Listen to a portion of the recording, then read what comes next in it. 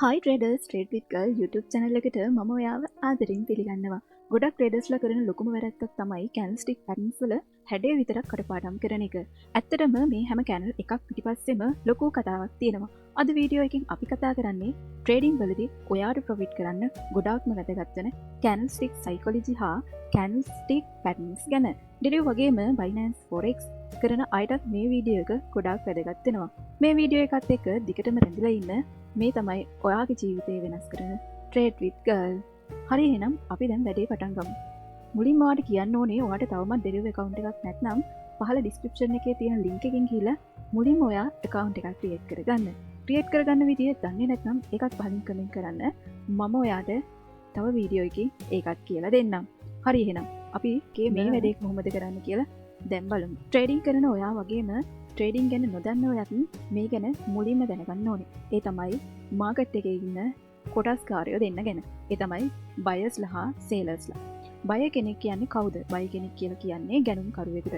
ඒ කියන්නේ මාකට් එකේ අප් එකට මූලිකවම ඍජුවම දායක වෙන්නේ මේ බයර්ස්ලා. ග්‍රීන් කැනල් වලින් තමයි අපි බයර්ස්ලාව හඳුන්වන්නේ. ඒ වගේම සේලර්ස්ලා කියන්නේ කවුද? සේලර්ස්ලා කියලා කියන්නේ විකුණුම්කරුවන්ට. ඒ කියන්නේ මාකට් එකේ ඩවුන් ට්‍රෙන්ඩ් එකකට මෙයාලා ඍජුවම දායකත්වය සපයනවා.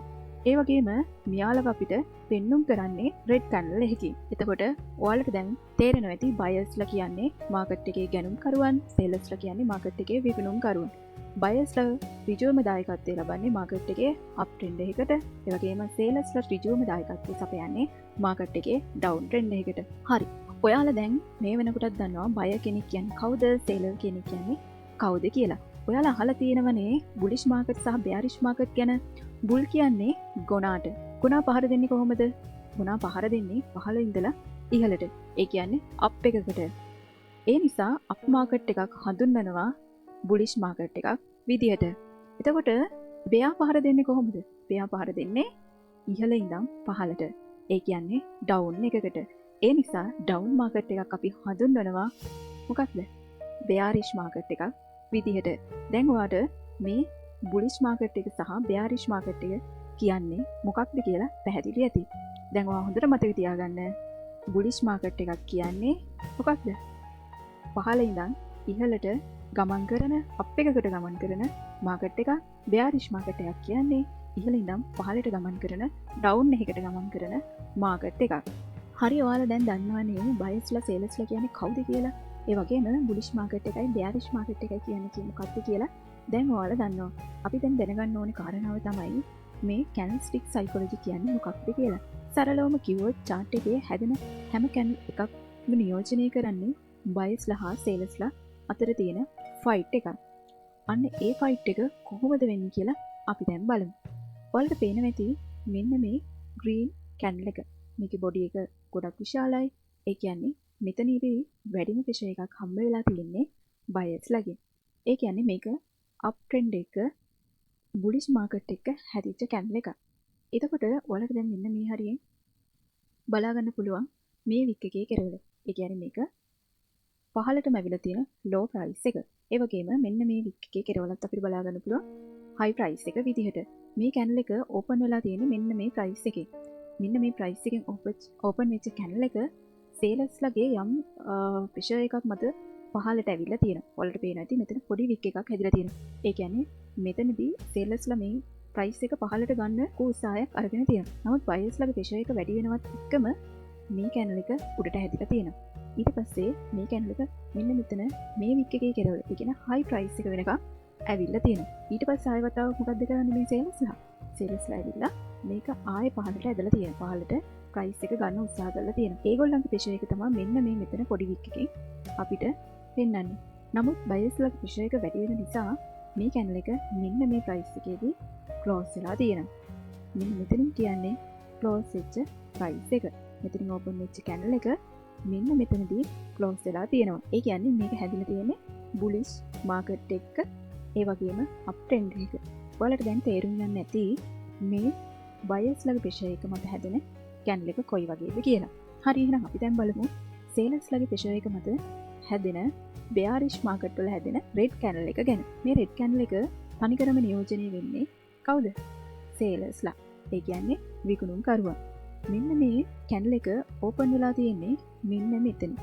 ඒ කියන්නේ මෙන්න මේ ලෙවල් එකකදී තමයි මෙයා හැදිලා තියෙන්නේ. ඊට පස්සේ බයස්ලක ප්‍රෙෂර් එකක් ඇවිල්ලා තියෙනවා. ඊට පස්සේ මෙයා මෙන්න මේ ලෙවල් එක වෙනකන් උඩට ඇවිල්ලා තියෙනවා. පැහැදිලිව පේනවනේ ඔයාලට මෙන්න මේ පොඩි වික් එකකින් අපිට අදහස් වෙන්නේ බයස්ලක ප්‍රෙෂර් එකක් මෙයාට හම්බ වෙලා තියෙනවා කියලා. මෙතනින් ඕපන් වෙච්ච කැන්ඩල් එක මෙන්න මේ හයි ප්‍රයිස් එක වෙනකන් ඇවිල්ලා තියෙනවා. ඊට පස්සේ මේ සේල්ස්ලා මොකද කරන්නේ? සේල්ස්ලා ආයෙ මෙයාට ප්‍රෙෂර් කරලා මේක පහළට ගන්නවා. පහළට අරගෙන මෙන්න මේ ලෙවල් එක වෙනකන් එනවා. මෙන්න මේ පොඩි වික් එක තියෙන්නේ. අන්න ලේවල් එක වෙනකම් ඇවිල්ලා නමුත් මොකද කරලා තියෙන්නේ? ආයෙ නැවත වාරයක් බයස්ලක් ප්‍රෙෂර් එක හම්බ වෙලා මේ කැන්ඩල් එකේ ක්ලෝස් ප්‍රයිස් එක මෙන්න මෙතනට ඇවිල්ලා තියෙනවා. ඊට පස්සේ මේ කැන්ඩල් එක මේ ප්‍රයිස් එකේදී ක්ලෝස් වෙලා තියෙනවා. ඒ කියන්නේ මෙතනදී වැඩිපුරම ප්‍රෙෂර් එකක් හම්බ වෙලා තියෙන්නේ සේලර්ස්ලගෙන්. ඒ වගේම බයර්ස්ලගේ ප්‍රෙෂර් එක මත මේකේ බොඩි එකට බලපෑමක් කරලා තියෙනවා. දැන් ඔයාලට පැහැදිලි ඇති බෙයාරිස් මාකට් වල හැදෙන කැන්ඩල් එක රෙඩ් කැන්ඩල් එකක් විදියට, ඒ වගේම බුලිෂ් මාකට් වල හැදෙන කැන්ඩල් එක ග්‍රීන් කැන්ඩල් එකක් විදියට. ඒ වගේම මේ ග්‍රීන් කැන්ඩල්ස් නියෝජනය කරන්නේ බයර්ස්ලා වෙන අතර මේ රෙඩ් කැන්ඩල් එකක් නියෝජනය කරන්නේ කවුද? අපේ සේලර්ස්ලා. හරි, ඔයාලා දැන් මේ වෙනකොට දන්නවා බය කෙනෙක් කියන්නේ කවුද? ඒ වගේම සේලර් කෙනෙක් කියන්නේ කවුද? තව දන්නව ඔයා බුලිෂ් මාකට් එකක් කියන්නේ මොකක්ද? බෙයාරිෂ් මාකට් එකක් කියන්නේ මොකක්ද? ඒ වගේම අපේ කැන්ඩල්ස් වලින් අපිට කියන කතාව මොකක්ද කියලා. මේ හැම කතාවක්ම දැනගෙන විතරක් මදි. තව අපිට මූලිකවම වැදගත් වෙන කතාවක් තියෙනවා. ඒ තමයි අපේ මාකට් එකේ තියෙන support level and resistance level. මේක ගොඩාක් වැදගත්. මම කලින් මගේ වීඩියෝ වලත් කියලා තියෙනවා ගොඩාක් වැදගත් වෙන දෙයක් තමයි මේ සපෝට් and රෙසිස්ටන්ස් ලෙවල් කියන්නේ කියලා. අපි දැන් බලමු මේ වගේ සපෝට් ලෙවල් එකක් සහ රෙසිස්ටන්ස් ලෙවල් එකක් කියන්නේ මොකක්ද කියලා. මෙන්න මේ හරියේදී මාකට් එක ඉහළට ගිහිල්ලා තියෙනවා. ඊට පස්සේ ආයෙත් නැවත වාරයක් මාකට් එක පහළට එනවා. ඊට පස්සේ ආයෙ නැවත වාරයක් මෙහෙම ඉහළට ගිහිල්ලා මෙන්න මෙතනට ඇවිල්ලා ආයෙ මෙන්න මේ විදිහට මාකට් එක ගිහිල්ලා. එතකොට මෙන්න මේ මාකට් එකේ මෙන්න මේ ලෙවල් වලට මොකක්ද අපි කියන්නේ? මෙන්න මේ ලෙවල් වලට අපි කියන්නේ කී ලෙවල්ස්. මාකට් එක හැරෙන තැන්. මෙන්න මේ වගේ තැන් තමයි කී ලෙවල්ස් කියලා කියන්නේ. අප් එකට ගියපු මාකට් එක ඩවුන් වෙලා නැවත වාරයක් අප් වෙලා ඒ වගේම නැවත වාරයක් ඩවුන් එකට ඇවිල්ලා ආයෙ පාරක් අප් වෙලා තියෙනවා. එතකොට අපි මෙන්න මේ ලෙවල් එකට අපි කියන්නේ මොකද්ද? සපෝට් ලෙවල් එකක් කියලා. ඒ වගේම මෙන්න මේ විදිහට අප් වෙච්ච මාකට් එක මෙන්න මේ වගේ උඩට ගිහිල්ලා හැරෙනවා. මෙන්න මේ වගේ තැන්වල හැරෙනවා. ආයෙ මෙන්න මේ විදිහට උඩට ගියපු මාකට් එක මෙන්න මේ වගේ තැන්වලදී ආයෙ හැරෙනවා. අන්නේ හැරෙන තැන්වලට අපි මෙන්න මේ විදිහට හඳුන්වනවා රෙසිස්ටන්ස් ලෙවල් එකක් කියලා. ඒ කියන්නේ අප් එකට ගියපු මාකට් එකක් නැවත වාරයක් ඩවුන් එකට හැරෙන කී ලෙවල් එක අපි හඳුන්වන්නේ මොකක්ද? රෙසිස්ටන්ස් ලෙවල් එකක් විදිහට. එතකොට මෙන්න මේ සපෝට් ලෙවල් එකකදී වැඩිපුරම පවර් එක කාටද තියෙන්නේ? වැඩිපුරම පවර් එක තියෙන්නේ කාටද? කාටද වැඩිපුරම පවර් එක තියෙන්නේ? වැඩිපුරම පවර් එක තියෙන්නේ බයර්ස්ලට. සපෝට් ලෙවල් එකකදී වැඩිපුරම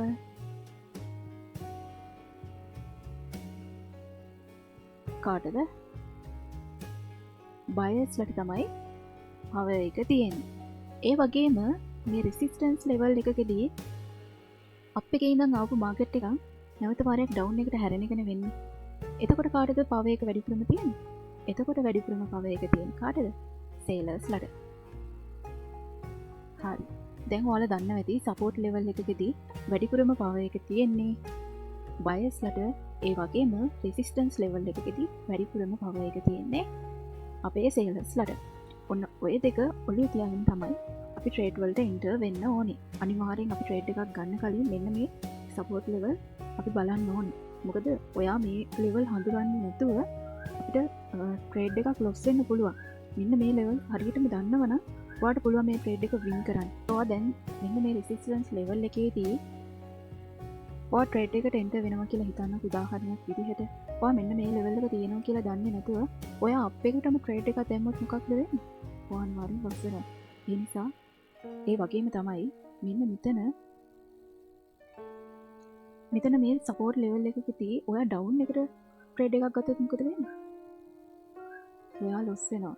ඒ නිසා තමයි අපි කියන්නේ මේ විදිහට අපිට මාකට් එකේ තියෙන සපෝට් ඇන්ඩ් රෙසිස්ටන්ස් ගොඩාක් උපකාරී වෙනවා අපේ ට්‍රේඩ් වින් කරන්න.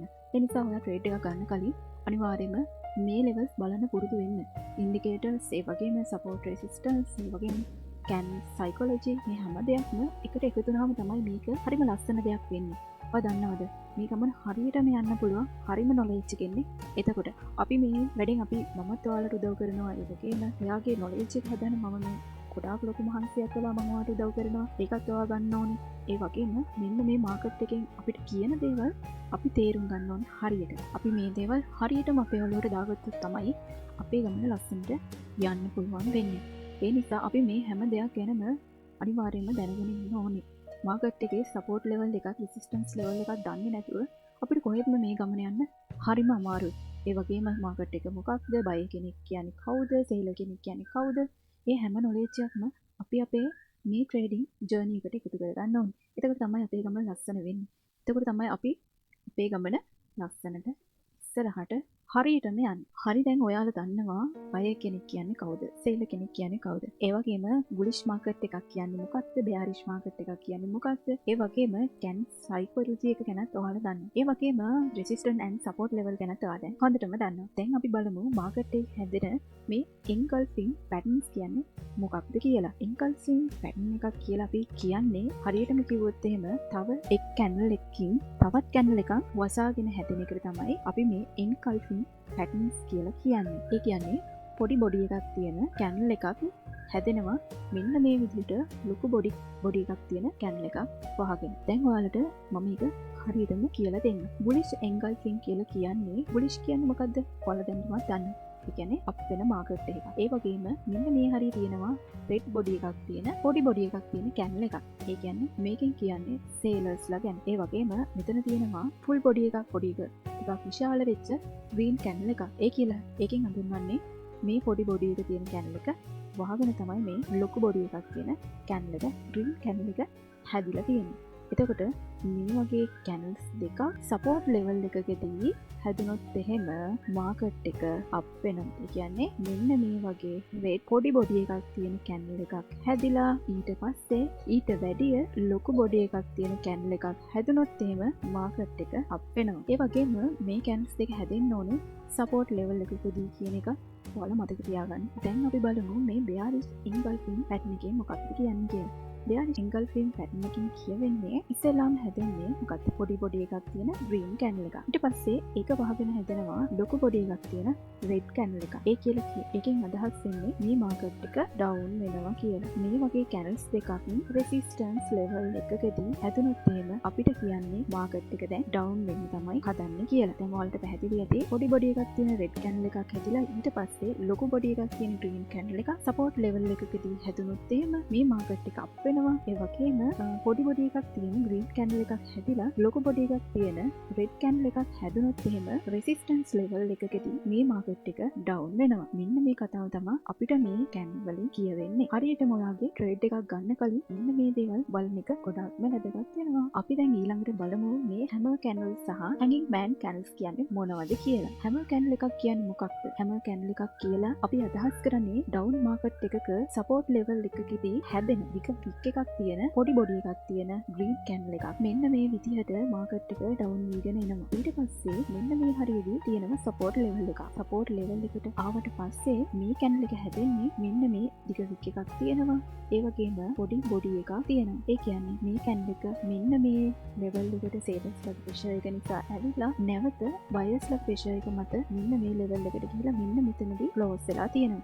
ඒ කියන්නේ දැන් මාකට් එක අප් වෙන්න තමයි හදන්නේ. මෙන්න මේ කැන්ඩල් එකක් හැදුන ගමන්ම අපිට මොකටද රයිස් ට්‍රේඩ් එකකට එන්ටර් වෙන්න පුළුවන්. ඒ කියන්නේ මාකට් එක දැන් අප් වෙන්න තමයි හදන්නේ. දැන් ඔයාලට පැහැදිලි ඇති මේ හැම කැන්ඩල් එකක් කියන්නේ මොකක්ද කියලා. ඒ කියන්නේ මාකට් එක ඩවුන් වෙනවා ඊට පස්සේ සපෝට් ලෙවල් එකකදී පොඩි බොඩි එකක් තියෙන දිග වික් එකක් තියෙන ග්‍රීන් කැන්ඩල් එකක් හැදෙනවා.